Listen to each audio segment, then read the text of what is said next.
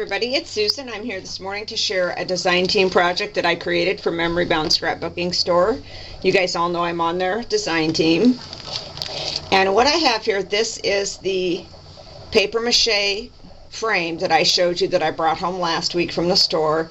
It was the plain craft color, and I've dressed it up some. And what I used for this project, you guys, this is the Bo Bunny Christmas collection. It's called Father Christmas. I've used some papers from that collection. The die cut in the middle is from the Bo Bunny Noteworthy collection that matches the papers. I've also used some of my Ranger glue and seal in the matte finish. And I told you guys I would review this for you and tell you how it compares to the art sealer that I've been using. I've been using one that's an actual art sealer. They're both gel mediums. They're both matte finish. I like this better. And I never thought I would say that. But I absolutely love this product. It's very creamy. And my matte medium is creamy. But this seems to go a lot farther with just a little dab. What I've used it for here is I put the paper on the frame and the tissue tape on the edge, which I'll show you in a minute. Sealed it all down. I put this backer piece in it. I sealed the entire frame before I started adding the layers on top. And of this bottle, I used what was in the lid when I opened it, and that's all I used. This stuff goes a long, long way, and I'm really happy with it. It also dries faster, and I like the finish when it's dry a little better. So if you're thinking about trying this, I would recommend that you go ahead and try it, because I really like it. I've been converted. I will only buy the Ranger now. I won't go back to the box store and get the other kind anymore. I've also used some of my Distress Crackle paint. I have used my Distress Stain in the peeled paint color. I used Distress inks. You guys know I'm in love with Distress. I used the Fired Brick, and I used the Brushed Corduroy. So let's go through this, and I'll show you what I've done and how I've used those products. On the papers, I just simply edged them, and I edged all the papers with the Brushed Corduroy. This, if you'll recall from my video from last week, was one piece of paper, was this piece and this down here. I showed that to you. I kind of knew I was going to use it for this purpose when I bought it. This is why I bought it. I really like how it turned out, and I just cut this out, and some people call it fussy cutting. I wasn't that fussy. To be honest, I knew I wanted to leave a little space so I could ink the edges. I inked the edges of my stripe paper with the same ink, with the Brushed Corduroy. That's almost my new favorite color at this point. And I inked the edges of the background here with it as well. The stripe paper I just put on with the glue and seal. You put it on the project, you put it on the back of your paper, and then you put your paper on the project, put a layer over the top, very similar to Mod Podge. But you guys, I really do not like Mod Podge. I have found that with the Mod Podge in Iowa weather, we have very humid summers, it gets sticky. It'll dry completely as long as the humidity is out of the air. As soon as we get some humidity, it's sticky again. This stuff did not do that. I've had my windows open all week. It rained yesterday. It was humid. No sticky at all. Not even a little. I really like this stuff, guys. Okay, moving on. I've also used, here is the top note from the Noteworthy collection with a little Santa on it. There's a cute little swirl up here. You could put a picture back here if you wanted to. This is a store sample, so I opted to use a die cut instead of a photo. On the inside edge of the frame, right here, I simply painted that with some burnt umber acrylic paint. And then I want to get in on these flowers so you can see the flowers. And you guys have all seen me finish the different little white petals in different ways. These are just some generic white flowers that happen to be the right shape for what I needed.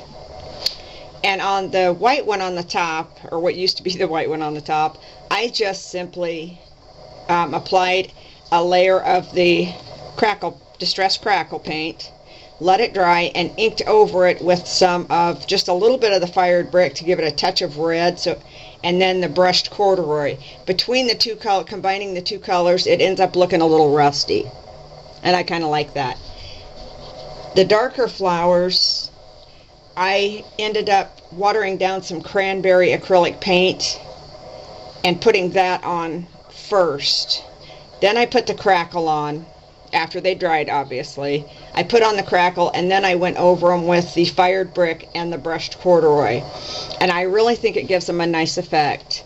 The brads in the centers are the Tim Holtz brads. I'm sure everyone recognizes those.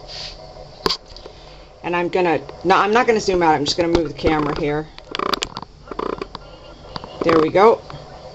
Now you can see what's down in this corner is simply a couple of the Tim Holtz light bulbs, and those are wrapped in the Divine Twine. And I stuck those down very simply with my glossy accents. Glossy accents, you guys, will glue down your metal embellishments very nicely.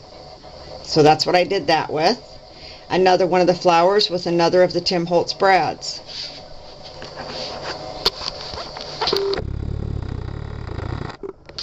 So there again is the front, so you can get a look at that. On the side of the frame, I just simply put on the Tim Holtz tissue tape, put that on, stuck it down again with my glue and seal because I wanted this nice and sealed so it's easy to dust. Let it dry, and then I just went over it with the distressed stain and brushed it out with a paintbrush, because you guys, with the glue and seal, it seals the finish, okay? So I wanted to smooth it out a little bit. It'll kind of puddle, which it should because it's been sealed, obviously. So I just took a paintbrush, smoothed it out, let it dry, sealed it again. So this is all sealed up. And I probably could have put the stain on it before I sealed it, but I just plain didn't think of that. So I sealed it, and then I had to go back and seal it again. Here's the back. Just simply, I put on a layer of forest green paint. Then I put on a thinner layer of brown paint because I want it to look kind of aged and antique-y and, again, distressed.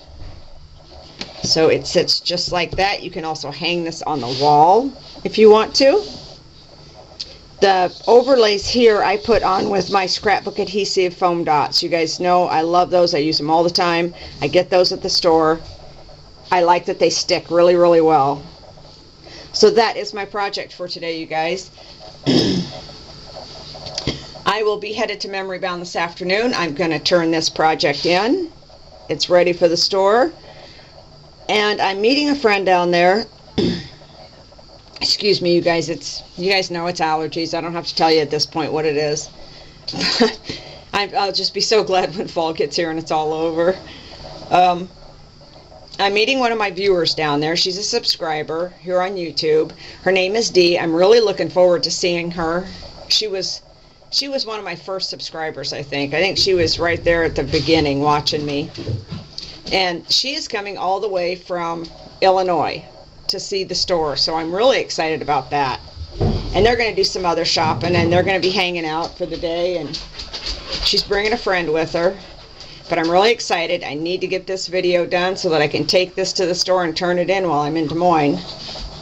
So that's it for today, you guys. Thank you, everyone, for watching. Thank you for all of the comments that you leave me, and for subscribing and for supporting me. I really, really appreciate it very much. I'm really having a good time doing this, and I don't intend to stop anytime soon, so you'll either get really bored or you'll like it.